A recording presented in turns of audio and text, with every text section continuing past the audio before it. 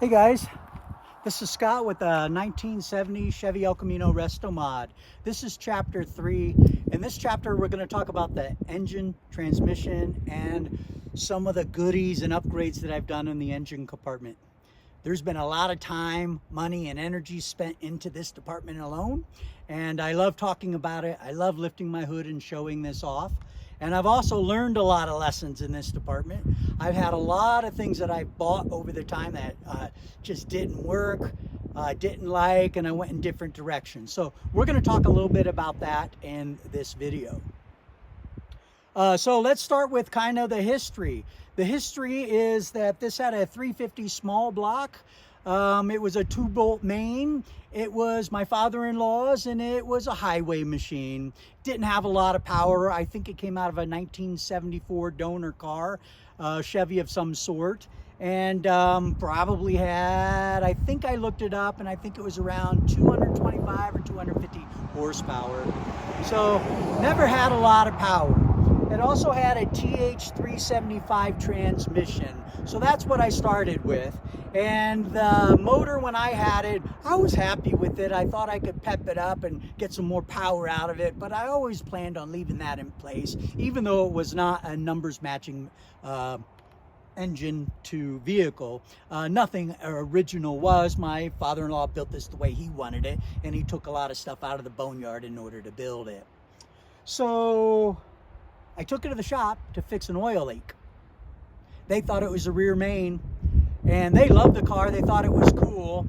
They repaired it, didn't get it right. I took it back a second time. They fixed the oil leak, but I think they were horseplaying and had it in reverse and then slammed on the car. I was just under the car recently prior to that, and I knew everything was good, especially transmission, because I tightened up all the bolts and tried to make sure that that was not leaking there. And so when I got the car, it had a nasty vibration. Anywhere around 3,000 RPMs and up, man, that thing just shook. I took it back. I was not happy. They convinced me that it was the motor. The motor was bad. They pulled it out. They covered the cost of this, so they did some nice things to try to take care of me, but they definitely broke it. And they told me at that time that the bearings were bad and I need a new motor. That would solve my vibration problem. I didn't want to do it, but I'm like, well, hey, this is that chance that I may not ever have. And I had already invested into the Edelbrock fuel injection. So at that period of time, I wanted to stay with that. So I wanted to stay with a period correct Chevy 350 small block. And this is the Generation 2 that came out of the mid-80s and 90s cars. But again, still very similar to the Gen 1 that was originally in this car. And so we put that in there. I got it all bolted up, still had a vibration. That's when I got under the car and I noticed the transmission mounts were snapped in half and vibrating. The transmission was bad. I chased it for a while. I did a bunch of things to the transmission on my own to try to improve it. Nothing improved it. Finally, I fired that shop and I took it somewhere else. I bought a new transmission, installed that, and that's where I am today with a blueprint Chevy 350 small block motor with the Edelbrock fuel injections with the rails. Let's take a closer look at some of these goodies here. And then the Edelbrock fuel injection. I really like this XT model that is more modern, had those modern touches. I wanted to stay with that black theme. And so it has the Ramjet style throttle body instead of the carburetor style. That was a great choice. I've never regretted that. And once I got that combination in place with a TH400 from TCI, a Street Fighter with a higher stall at 2,500 RPMs, this has always been solid ever since. I do want to talk a little bit about some trials I had. One of the first fuel injections I bought, which was around 2015, was a Phytec. I had nothing but problems with that. I would never recommend that brand again. Again, I did it where I didn't have the fuel delivery system, and every time I called tech support, I'd be on the phone for hours, never get a call back. And then finally, when I could get through and talk to somebody, there's like, oh, it's fuel delivery. Oh, it's fuel delivery. So I spent as much money on fuel delivery to upgrade it as I did on the Phytech fuel injection system itself. And that was one of the low-end units with supporting 300 or 400 horsepower, and it was a throttle body injector. And I don't think that style, even the Hollies and the other ones, I don't think that style is good. I think you really need two-port injection with the rails. I think that really is the way to go. But after the second unit they sent me, it worked fine for 2 months, and then problems started again. I must have been stranded and towed about 5 times. I finally got sick of it. I was in the house with my wife talking to her, and she's like, well, why stop now? You've hated that thing ever since you put it in. Why don't you just start over and buy something else that works? And those are those words of wisdom. She doesn't usually encourage me to spend money, but in this case, she was absolutely right. I took that thing off and tossed it in the trash can. I was so mad and angry over it. I'll never recommend or buy that product again. However, the Edelbrock is something I researched.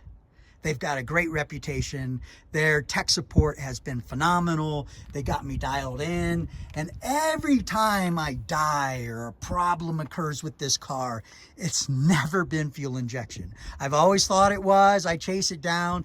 It's either some fuse, some electronic component, or the iKey fancy ignition system. If it doesn't fire correctly, signals don't go through and I don't get power to certain parts. So it's never been fuel injection.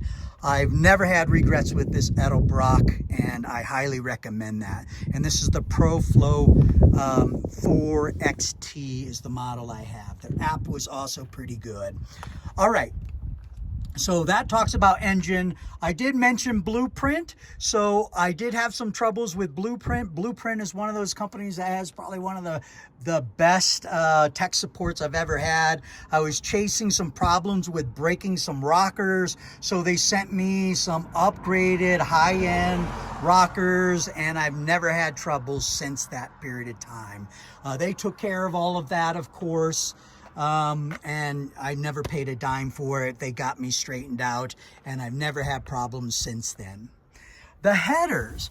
I really love these headers. These headers were built and specifically dyno tested with the Blueprint motor.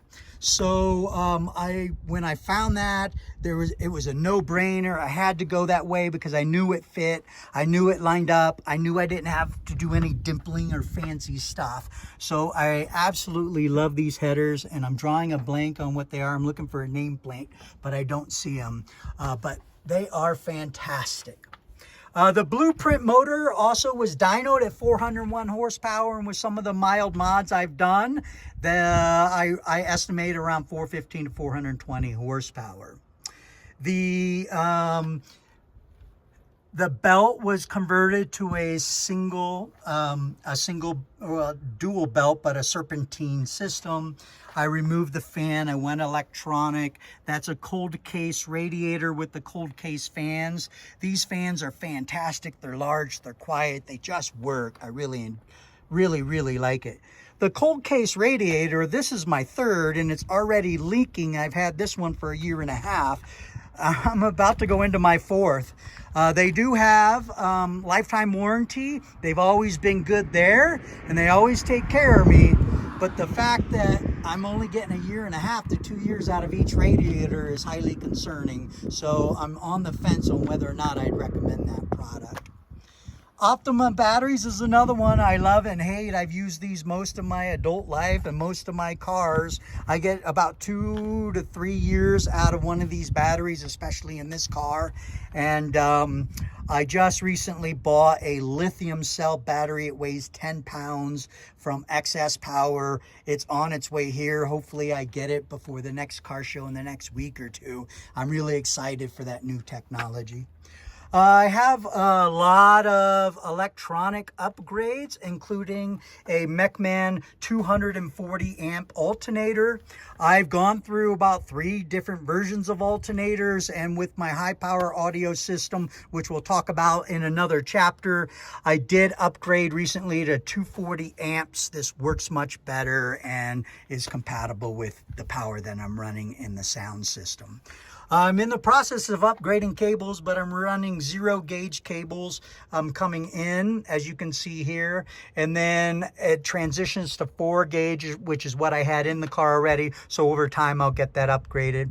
I have a battery dedicated, a lithium battery dedicated for the audio system. So I have a isolator.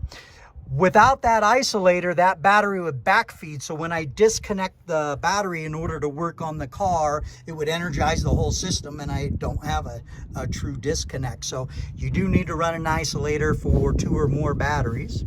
I have a solenoid here for the starter. I just wanted it on the firewall and out of the way. Again, happy with that choice.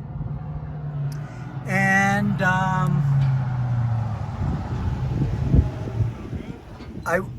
yeah, man.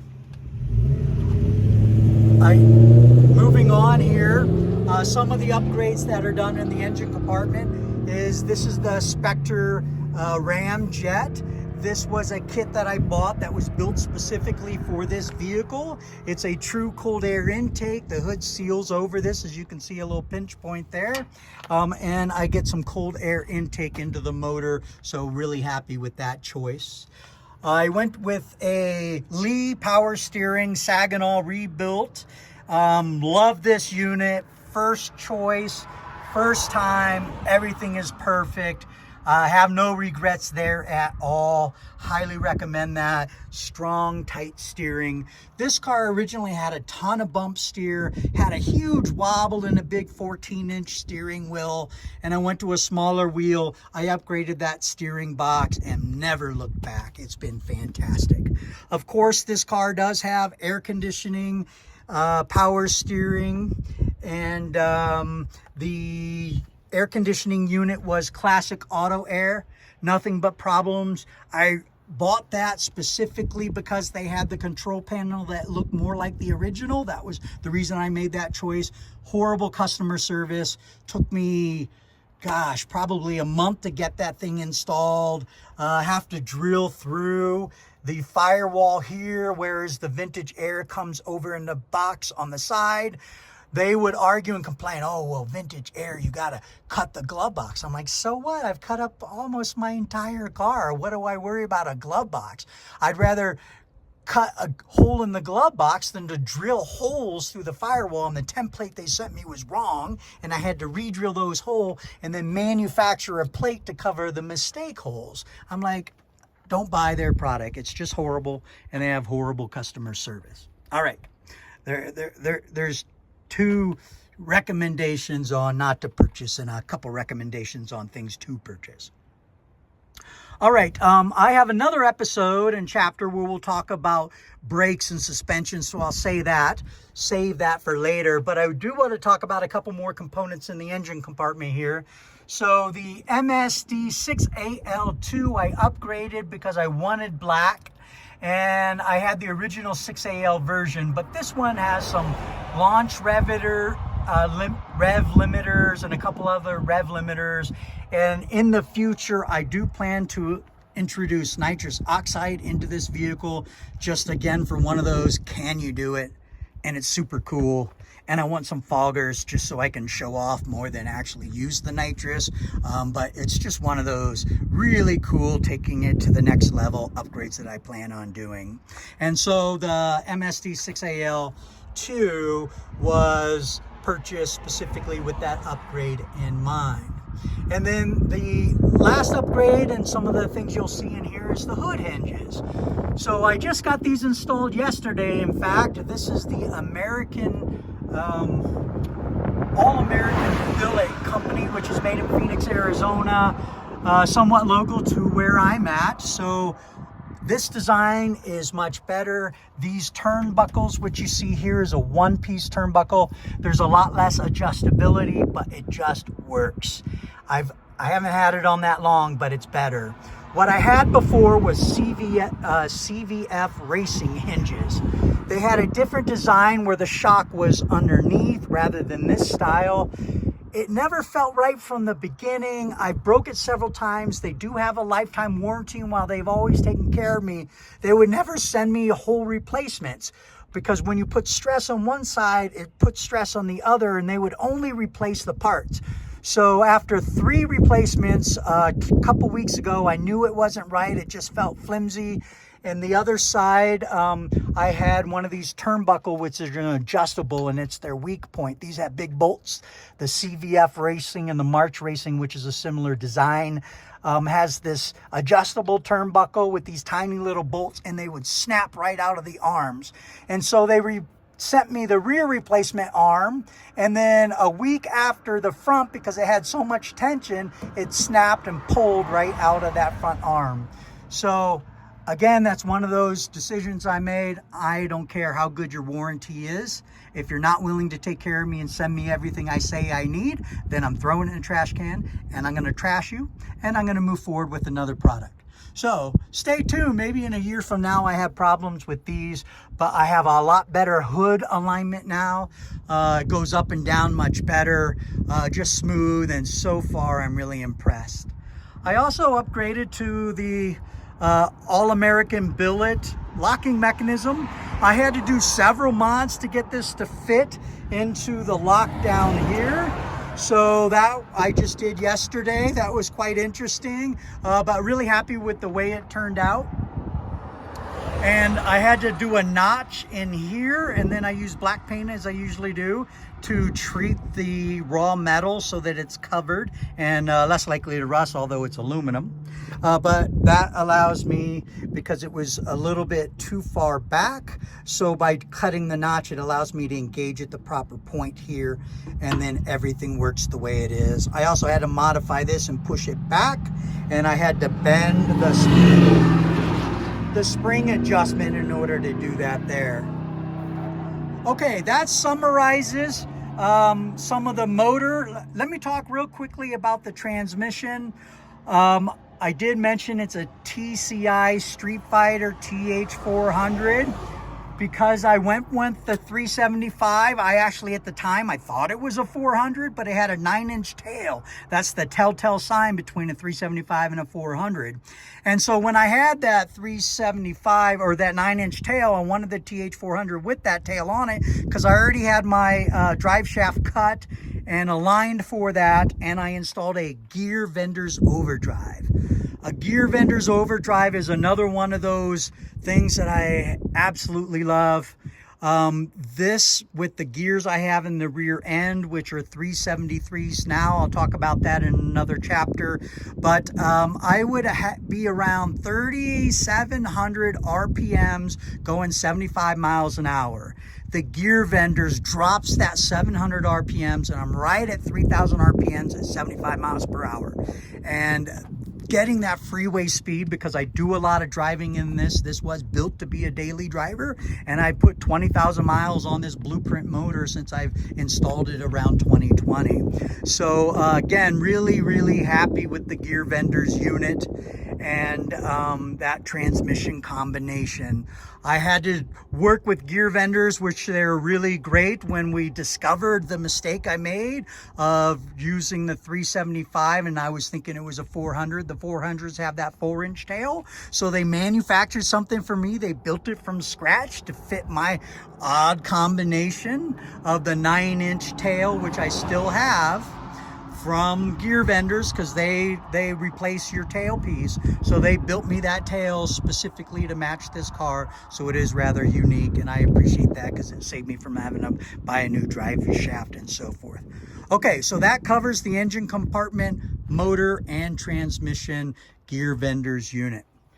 Thanks for tuning in, and see me in some future chapters where we continue diving into this Restomod and looking at some of those other really cool tricks and features.